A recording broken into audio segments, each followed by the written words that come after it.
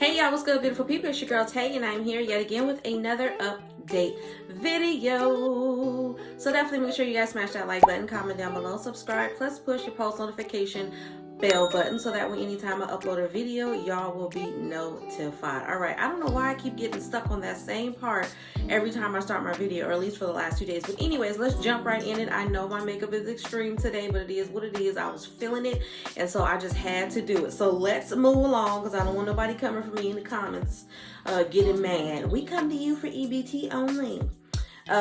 Anyways, let's move on. I did find some stuff that I wanted to share with you guys. Give me a second to pull it up, okay? There it is. Hold on, y'all. Hold on. Okay, so the first thing that we are going to discuss is not that. We're not going to talk about that. Okay, so we've got a little bit of an update as it pertains to the California $400 gas rebate. Now, the last time I talked to you guys about this topic, I was pretty much telling you guys that they were deciding to give the $400 rebate if you're a single filer, and of course double that to $800 if you are a joint or married filer, whichever one you fall under. However, they wanted to do it for people who only owned vehicles. Now, this was just released yesterday, and it says a gas rebate proposal that will send $400 to every California taxpayer is officially in print and assigned to a committee, getting residents one step closer to a rebate amid high gas prices in the Golden State. Now, I did see that a lot of you guys had well, not a lot of you, but a couple of you guys had commented in saying that the gas prices did actually go down in your area about 20 to 30 cents, and I did notice a little bit of a dip. I want to say that for the gas station that I go to on a regular basis, it was $5.39 for the lowest grade, and now it is $5.29. So it's still on the high side. I need them to come down below $5, okay? But this goes on to say that the Assembly Bill 1616 from Assemblywoman Cotty Pertree Norris, the Democratic of Irvine, would use $9 billion of the state's budget surplus, which, if you guys don't know what that is basically the extra tax surplus money that they have to give back to California residents, okay? They want to use that to send a one-time rebate to every California taxpayer, regardless of whether or not they own a car. Individual filers will be eligible for $400.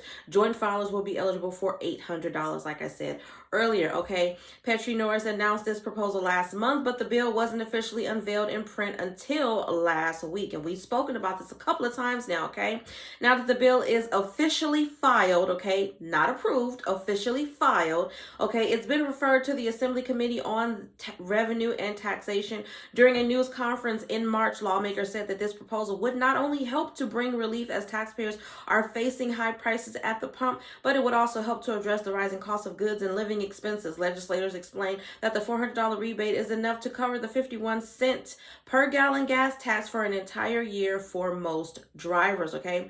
We know too many Californians are struggling to make ends meet right now. This is coming from Pertree Norris, said during a news conference that they held last month, okay? We are here to offer help. We are here to deliver solutions. But if you ask me, it's taking y'all way too long to deliver the solutions to all of the very many problems that exist right now. And I do agree with a lot of you guys in saying that they're sending money over there to Ukraine. But at the same time, you know, I know everybody don't have this particular trait, but a part of being humanitarian is caring about all of humanity. So even though we're suffering over here with gas prices and what do you call it? Still dealing with the effects of the virus and everything else, and shortages in food, that still, in my mind, doesn't compare to the fact that they're over there dealing with actual life and death situations. Now, if that's what was going on over here, then of course I would be like, okay, we got that going on over here. Y'all need to take care of home first. But as of right now, we're not in any immediate life or death danger, okay? So I just want you guys to keep that in mind, because some of you guys be coming off a little harsh, like as if, I mean, I get it. You want them to take care of America, but there are people over there, children, babies over there that are losing their lives for no reason at all, okay? So just keep that in mind when you guys are talking about or comparing what we're dealing with over here versus them actually trying to escape, okay? And some of them not even being able to escape what's going on over there, stuck over there, trying to find shelter, trying to find food, trying to find water, trying to keep themselves, some of them trying to keep themselves and their children alive, okay? So just be mindful of that, please. This article does go on to say that Russia's invasion of Ukraine sent gas prices skyrocketing across the country, causing prices to soar even higher in the Golden State, which is California. All right. We've all talked about that. We don't need to get into that any further. I just want to let you guys know that it has been officially filed, not approved. Now, I know that there's a lot of clickbait thumbnails out there that are telling you that they're talking about a new stimulus. What they're talking about is what we have discussed over here on this channel. I believe that is that gas or whatever. I don't even remember all the details because it was just it wasn't anything that stood out to me in my brain, but I remember talking to you guys about something specific that one of the senators or House of Representatives, one of them people up there was trying to implement, but they wanted to do that, but take away government or federally funded finance assistance programs. Okay, I can't remember what it was, but that's what a lot of people are talking about, and they're trying to fluff it up in their videos by saying that it is stimulus payments. Okay, so just know that there's going to be a lot of clickbait going on right now with a lot of people that are talking about things and trying to make it seem like it's something that it isn't. I may be wrong. I'll be the first to say that, you guys. I'm a human being, but I have not. If you guys have seen anything to suggest anything different, then let me know down below in the comment section. We're all here. Sharing is caring. Okay, that's the whole purpose of me starting this channel and bringing you guys this information. But I have not seen anything. I haven't had any articles, any notifications or anything, and I research regularly. When I tell you guys, I research from morning to noon to sundown at night. I research all day long. I'm constantly going through articles and constantly going through the information that's available out there, making sure that I'm giving you guys something that you can actually utilize. Okay, I still give you guys daily news, but I haven't seen anything to suggest that there's an actual another stimulus is going to happen as it compared to the one that they were giving out a year or two ago. Okay, I haven't seen anything to suggest anything like that, so just be mindful of that. All right. Moving on from that, hold on, there was something else that I wanted to. Okay, so here we go. Let's jump into some state-specific news, even though that was state-specific.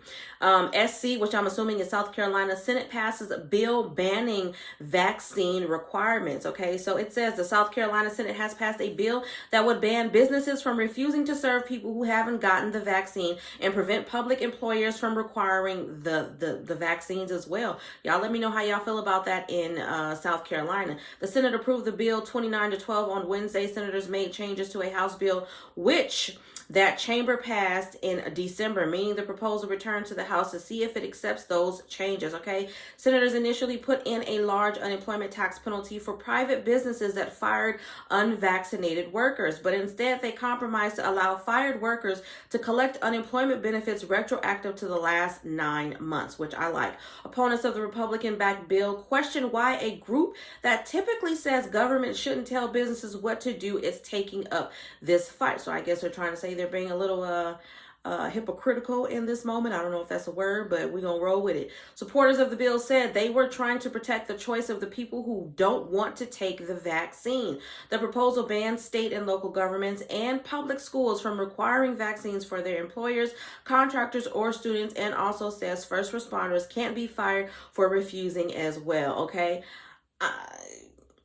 I'm not exactly against this. You guys know my position from the get-go. I'm not for or against. I'm pro-choice, which means I feel like everybody deserves to have the choice. And I was very, very vocal about the fact that I did not like and did not agree with them trying to make it an ultimatum of you can't work here unless you get this. Okay, because the reality is there's really not a lot of protections available to protect us, the ones that are actually receiving the treatment. Okay, there's not a lot of protection. If we take the treatment and we suffer some adverse reaction to it, we're not allowed to sue any of the companies who created the vaccine, the people who administered the vaccine. We're not allowed to take any of those actions. So it's just kind of like you took it, you took the chance, you're sick, and oh well, you know what I mean? And that's why for me it was like, yeah, I'm not really feeling that at all. But at the same time, I do appreciate the choice. Give people the choice.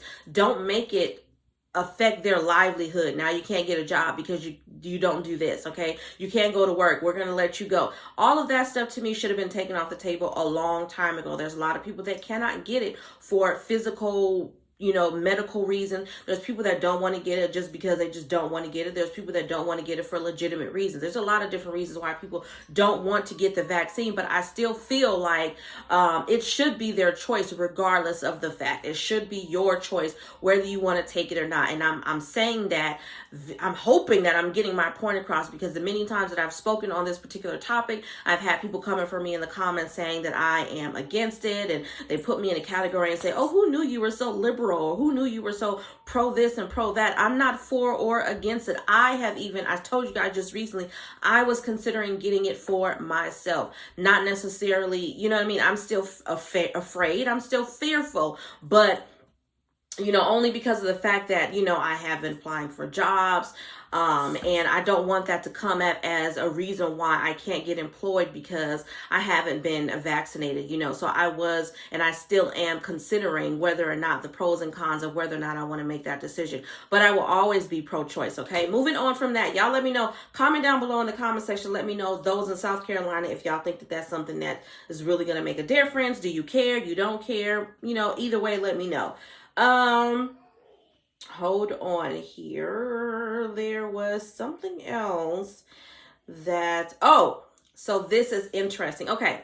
So I'm not sure if I said congratulations to Ketanji Brown Jackson or Ketanji Jackson Brown, however her name goes, but she was, I believe, I could be wrong, but I believe that she made it through all of the criteria and all of the hot water that she had to swim through to get her nomination, is now officially been appointed on the Supreme Court Justice. So in that, this actually came out a couple of days ago. I don't know if you guys are familiar with Sarah Palin. I've seen and heard her name a few times in the tabloids, but I haven't really paid any attention to her, so I really don't know much about her. However, what I do know is that she's insulted that Joe Biden has picked an African-American woman for Supreme Court. It says former Alaska governor and Republican vice presidential nominee Sarah Palin says she was insulted by President Joe Biden's commitment to pick a African-American woman to serve on the Supreme Court, alleging that selecting a nominee based on race and gender brings back the movement towards freedom and true equality. So that was in quotations. I just want y'all to know. It says, in quotation, she's saying that his choosing her based off of her gender and based off of her race brings back the movement towards freedom and true equality. Is that a bad thing? I think that is a good thing, because there should really be freedom in the land of the free, and there should truly be equality in the same sense, right? Or is it not? I feel like when people who are not of color say things like this, it makes it more apparent, and it makes it more obvious just how tore up the system is, okay? The fact that we are still dealing with systemic racism and racism in all aspects, because it's not just systemic, okay? It's the reality of the situation is that it's happening. It's still going on. There's a lot of things that are, they're leaving little breadcrumbs. You have to dig really, really hard to find. But there's a lot of ways that people of color are not being treated fair. And the fact that she has the galls to say this out in the open, to me, just really, again, this is why I bring this type of stuff to you guys, because I want you to be aware. Those of you guys who say you are really down for the cause and you're really for equality and justice for all, this is the stuff that I want you guys to be aware of. Why would she say that? Why would that be a bad thing to bring back the movement towards freedom and equality? That's what it should be over here. That's the whole purpose of voting. That's the whole purpose of giving us rights. That's the whole purpose of all of that, right? Unless it's not, unless it's just a facade to make us think that you're giving us what we want and we need, and you're really not. The reality of the situation is that a lot of people now are opening their eyes, and they're a lot more aware the veil has been lifted, and they're able to see, like I've been saying, that this land is not so free, okay? It's pretty insulting. This is her. It's pretty insulting that Biden decided to just create those parameters and stick within that, because, not that she's not qualified, but there are so many good qualified constituent nationalists out there who could be chosen for the higher court in the land. Palin said this in an appearance Tuesday, sometimes back on Real America's Voice. It was just unfortunate that Biden put himself in that box and decided to stay in it. Again, I feel like the only reason why she's feeling some type of way is because this is a woman of color. We already know, we've already talked about, I'm not going to go into much details, but we already know that this is a very male-heavy society, and it's been very, very hard for women of any nationality, ethnicity, whatever social status to be put in positions of power. Let me just put that out there. But it's even harder for a woman of color, okay? And the fact that she's very, very open about this, to me, shows more of her true colors. And I want you guys to be aware of this when the opportunity comes to vote for her, because I know I won't be feeling the bubble for her at all. But anyways, Palin, who was running for Alaska's at-large congressional seat this year, all right, Alaska, joins a chorus of Republican voices who have criticized Biden for fulfilling his campaign promise to diversify the court. There's nothing wrong with that. Again, why is everybody jumping on this man's top just because he wants to diversify a very, how can I put this in a nice way? He wants to add a sprinkle of color here and there. Why is that an issue? I don't get what the problem is with that. Again, are we in the land of free? Are we moving towards equality for everybody else? Or are we just faking the funk just to keep up appearances to make us think that that's what you're doing, but that's not actually what you're doing? I'm just saying. Moving on from that, you guys, we are going to get off of that. I just wanted you guys to be made aware, but we are going to jump into, as always, emergency SNAP maximum benefits for the month of April. Now, I don't think that anything has changed.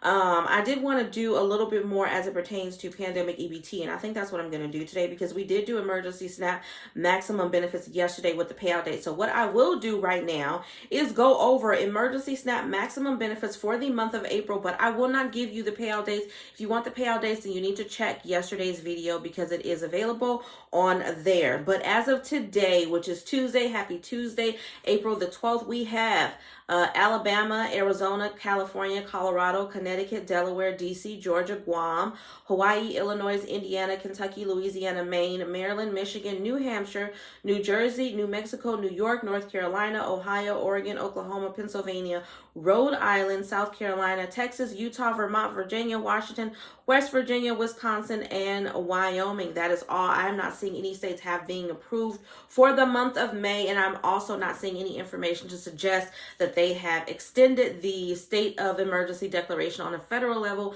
past April the 15th, which is this Friday. So at best, and I don't know for sure, I guess we're all just going to have to wait and see, unless you guys have seen some information that I can go back and confirm. All of the states that have been approved, I would say at this point, will most likely receive those last benefits, even if they are to pay out next month in May. But moving beyond that, if they don't extend the state of emergency declaration on a federal level, then I think that is going to be it. We're not going to see any more emergency SNAP maximum benefits, okay? Now, moving on to pandemic EBT.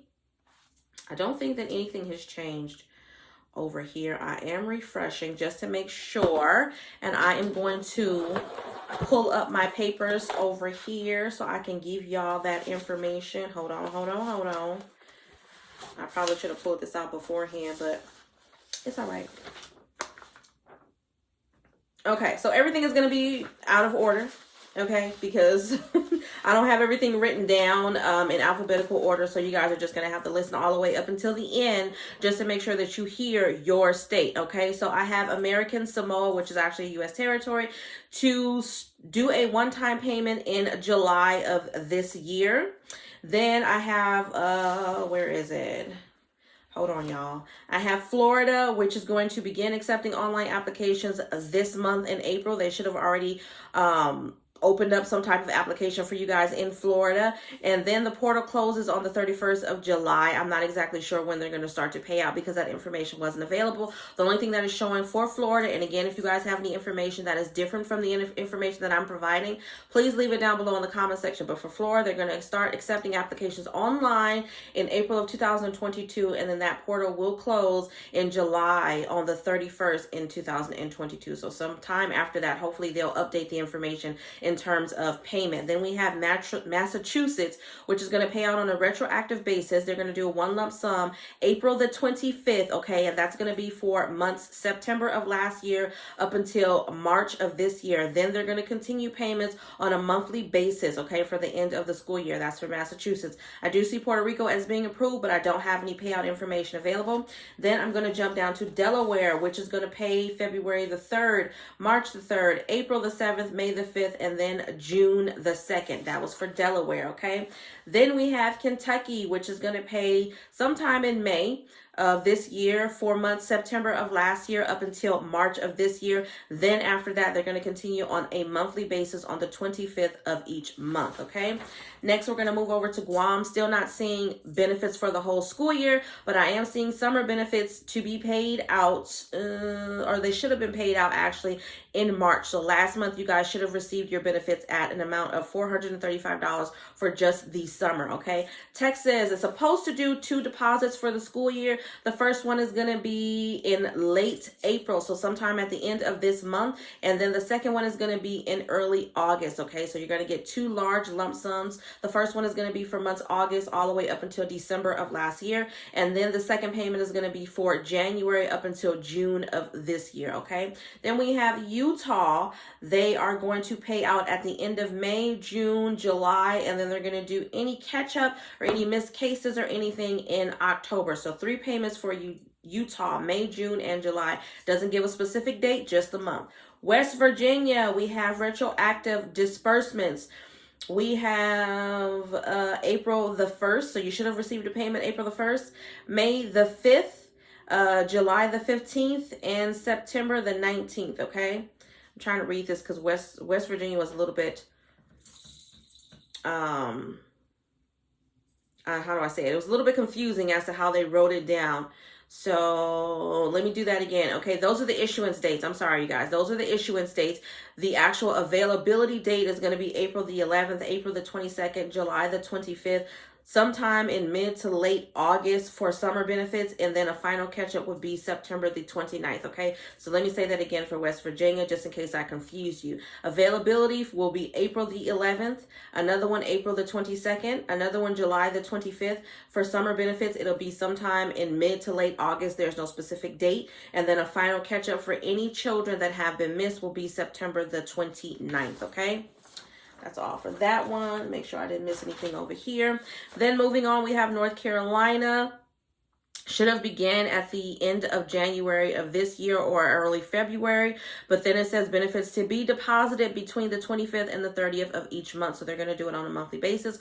Ohio, first issuance should have been at the end of November of last year, and then it's going to be monthly for the month prior. Rhode Island, February 4th, 11th, 18th, 28th, and then March 4th. Okay, so Rhode Island, you should have actually already gotten all of your benefits for pandemic EBT. For Tennessee, May, July, August for a final cleanup. So 3 disbursements, 1 in May, 1 in July, and then August to get any children that may have been missed. No specific date, only the month. Vermont, benefits to be issued retroactively. First round supposed to be sometime in mid-April, okay? I haven't seen any updated information, but I will keep you guys posted. I will take a look, and if there is any different information other than this for Vermont, then I will let you guys know in a separate video, okay? But so far, it's just saying benefits to be issued retroactively, and the first round should go out sometime this month, okay? Virginia, monthly, the 25th of each month. Wisconsin is going to be monthly, March 5th, April 9th, May 14th, and then June the 18th, all right? And then we got a few more. Indiana will be on a quarterly basis. It should have started the first weekend in December, and then it's going to continue to give you disbursements in February, May, and then in July. Colorado is going to be June, July, September, and November. Delaware is going to be February 17th, March 17th, April 21st, May 19th, and June the 16th. Louisiana is going to be February, March, April, May, and June by the 20th of the month retroactively. Michigan is going to be sometime in March.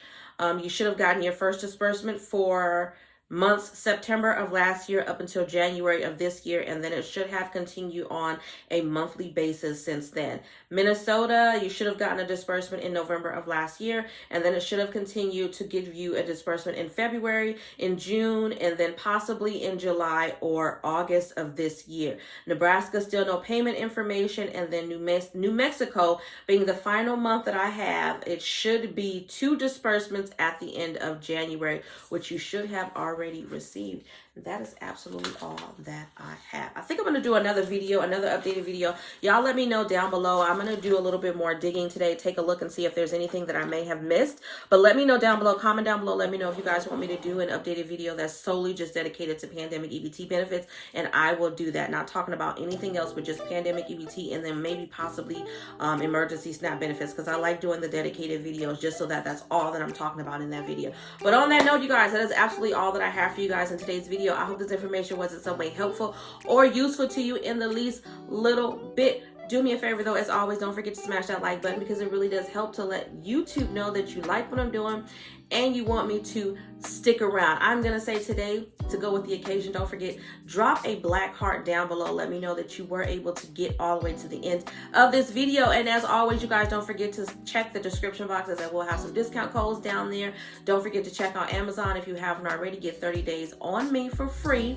And as always, I'm going to say, remember to live, love, elevate, and I will definitely see you guys in my next video.